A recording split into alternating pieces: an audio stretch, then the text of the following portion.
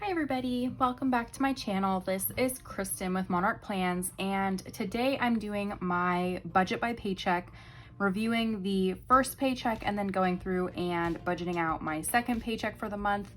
Sorry this video is a little bit late. Usually I try to get things out on Tuesdays, but I had a crazy weekend and so I didn't get to film, and then some crazy stuff with work, so also didn't get to film during the week. So I'm getting this done now.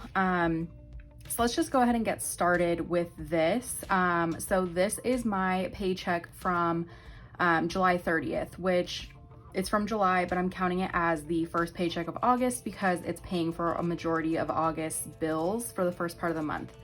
So you can see here, I covered this up there. This is like my income and everything. And what I will say about my income from this month is when I went through and did the budgeted column, I assumed I would be moving money over from my Etsy shop bank account to my personal bank account, essentially paying myself.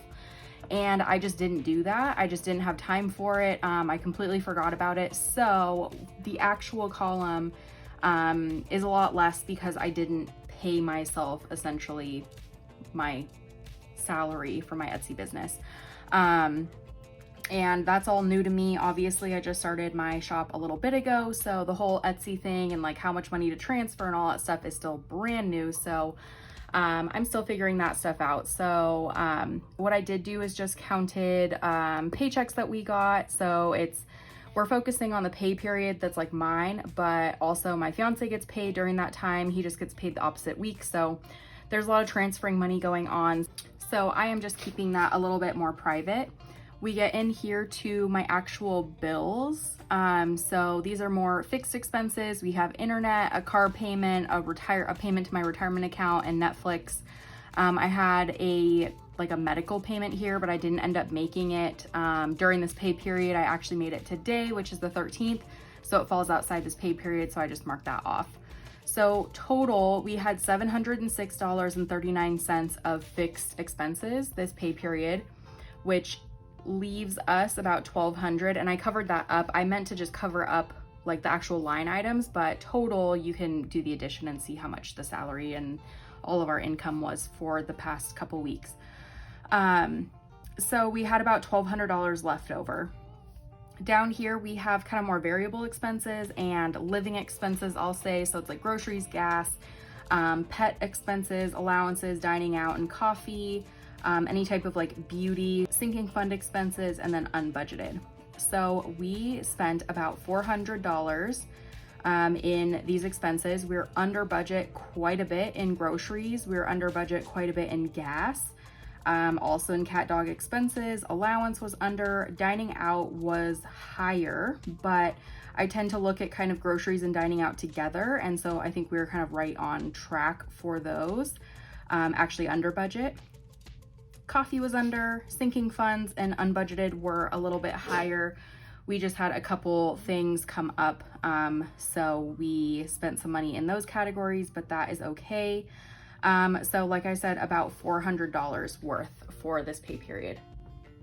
Then we go up here to the sinking funds. So we contribute just a little bit every pay period to a couple sinking funds. So the first paycheck here, I contributed to YNAB, which is an annual subscription, our car registrations, and then some maintenance items, self-care and beauty, and then appliances. The self-care and beauty is like if I need to get new makeup, usually it's, not something that I necessarily know is coming up. So I just put money aside if I want to get my hair cut, anything like that. So it's just kind of a fund that I put aside for kind of maybe larger expenses that come up that don't necessarily fit into this category here. They're very specific. So in my mind, they make sense. They might not make sense to someone else. So, and then we have a new sinking fund for appliances because we'll be buying new appliances for our house, like a washer, dryer, and a fridge.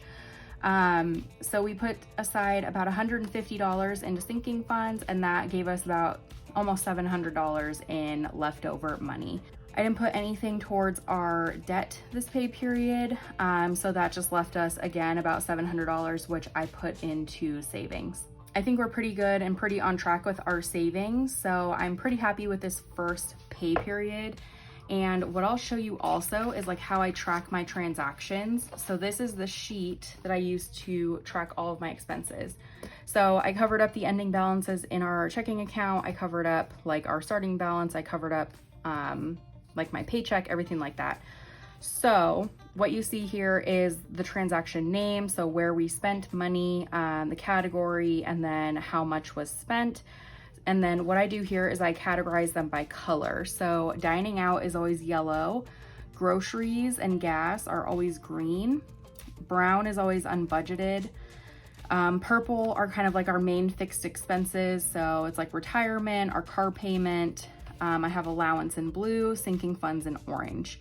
So that is generally how I categorize things, just so they're easy to see. So when I'm adding things up, I can really just look at the colors and add things really quickly. And then I keep a running tally of the ending balance over here. And I have this buffer line because we always keep at least $1,500 in our bank account just as a buffer. That's just something I have developed that I'm comfortable with. So there's always at least $1,500 in our checking account. If there's less, I'll move money over from savings. So that's just something that I do. So that is what this buffer means. And then at the end of the pay period, I will show how much money I transfer over to savings at the end of the pay period. So I have a little transfer here, and then that closes out this pay period expense tracker. So then I'll start on a new expense tracker for my next pay period. So this is the sheet for the pay period from August 13th through August 26th. I just got paid this morning. So that is why we're starting a new pay period. Again, this is the income section. I have a couple different line items up here. So there's like salaries. I have pretty much like a catch up for my Etsy shop. So I would be depositing a little bit extra in this pay period since I missed last pay period. And then I have some other income that I have coming in. So our income total is about $3,500 is what I'm estimating. We'll see if that's exactly how much comes in. But here I have listed our actual fixed expenses. So we have a lot of things happening this pay period. So this list is a little bit longer than last pay period, which you saw had like 4 things on it. So we have all of our utilities that come out. I paid those today. We have our cell phones, Spotify, Amazon Prime, a couple credit card payments, a retirement payment, stuff like that. When we get down here, as most of you know, we are building a house. So what I'm doing now is I am going to be putting away every paycheck money that come March or April, whenever, when our house is ready, money that we would be technically putting towards a mortgage.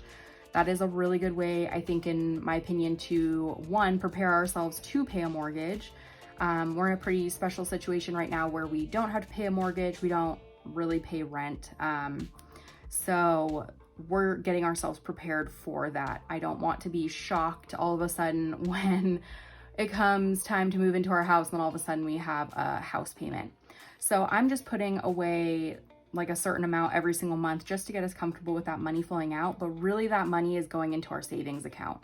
So I'm treating it as a fixed expense, but you'll see me add it back in here in extra savings, which I know kind of isn't the way this sheet works, but that's the way my brain works. So I'm just doing it how I think of it. So we have $750 for a mortgage, and then half of our car payment that's due on the 31st, half of the car insurance that's due later this month on the 28th. And then I did make a payment for like a doctor's office visit that I had. And then I signed up for a Weight Watchers subscription. Side note, I really like their recipes, first of all, and I like their like community thing that they have on their app. So I track sometimes, but a lot of times I just go on there to scroll and get some motivation. So the total for the expenses this pay period would be about $2,000 or about $2,100, which gives us about $1,400 left over. We carry that down into this section where there's the leftovers $1,400, the same number that was right here. And then I have our more variable living expenses down here. So our groceries, gas, dining out and coffee, cat, dog expenses, allowance, health and beauty, sinking funds, and unbudgeted. So with those total, I'm thinking about $450. I'm trying to stay under $100 for dining out this pay period. That's our toughest thing to stay under. It always manages to sneak up there on us. So hopefully we can stay under that. That's kind of my main focus for this pay period.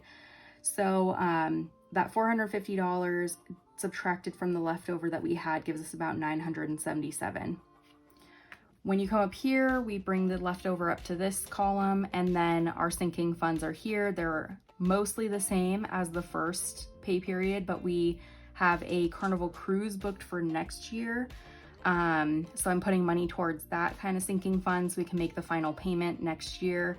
So we put $160 towards that, and then just a couple dollars here and there to some of these other sinking funds. So that totals about $218, and we have left over $758. Again, I don't think I'm going to pay any extra to our debt this month. So we would have about $750 left over. If I bring that down, that would automatically just go to our savings. And as I mentioned, I am putting the $750 that is over here in our like fixed expenses, that's actually going to savings. So for me to get a good idea of the total amount we're sending over to savings, I bring it down here. Technically, this is extra to savings. So in this section, I would normally put like transfer to savings 750. And then here, I wouldn't include it. I would just include 758. And so your savings total will be 758 because this is extra savings. I would assume that this line item, mortgage, or if I labeled it like transfer to savings, would just be like the base amount transfer to savings, and then extra would be the 758. So it really depends how you want to use it, but I like to see my actual total that I'm sending to my savings account, and that's about $1,500. If you do it this way, your total income equation isn't going to match because you're essentially double counting the 750. So it shows here you add 1, 2, 3, 4, and 5. So it's this savings total plus your debt total, plus your sinking funds total, plus your envelopes, plus your bills. Well, my savings total includes $750, and so does my bill. So it double counts it. You can always subtract it out, but you know, it's just kind of the way the sheet works and the way I'm using it a little bit differently. So that being said, I'm hoping we're able to send about $1,500 to savings this month. We'll see if we're able to do that. I don't think there's anything that I've left off of here, but that's the thing is it has this budget column and things can always change. So the actual might reflect something different. We'll see at the end of this pay period how things go. But I think we're on pretty good track. So what I'll do is now I'll just start tracking our expenses again on a sheet like this for this pay period, and then it makes it really easy to reconcile everything at the end of the pay period. And then I try to check things against my YNAB app. I use that in conjunction with this because it's kind of a nice way to see how things are matching, and it's actually a really easy way for me to add things really quickly, especially on the desktop app where you can just kind of click check boxes and it will automatically add things for you. So I try to use those both together or use these tools together. It makes it a little bit easier on me. So I think that's it. I know that was kind of long. I went through a lot of numbers and sheets and everything like that, but that's kind of the process that I go through is I close out one pay period, I budget out the next pay period, and then in between I just do a lot of tracking and just making sure that everything looks okay. And that is pretty much my process. Next week, I will be going through and doing my week 1 and 2 check-in for the month of August in my budget planner. So that is helpful because it tells me how much money I have remaining in some of our main categories like groceries, allowance, dining out, some of those main things we're tracking that this doesn't do for me. So this doesn't tell me kind of like the month as a whole and what I've budgeted and what I have remaining. It just kind of tells me a couple weeks at a time. So I like to have my budget planner where I have kind of that main overview and I can see my sinking fund balances. I can see all of the money I'm transferring over to savings every week and keep track of that. I can keep track of some main categories and how much money we've spent and how much we have remaining. So there's a reason why I have a budget planner and my budget by paycheck workbook. That's what works for me. It won't work for other people, some, just depending on what you prefer, but that is kind of the system that I use. So if you would like to see how I do that, you can tune in next week. I will get that out on Tuesday. I won't do another late video. That'll be my focus this weekend. So thank you so much for tuning in. If you have any questions, because I know this can be really confusing, please feel free to reach out. You can always leave a comment, but if you have a more specific question or you're not comfortable asking in the comments, you can feel free to find me on Instagram. I am at monarch_plans, and you can send me a direct message on there and ask any questions. I'm pretty open about this stuff, so, ask away and I will try and help you as best I can. So again, thank you so much for tuning in, and I hope you have a great day. Bye.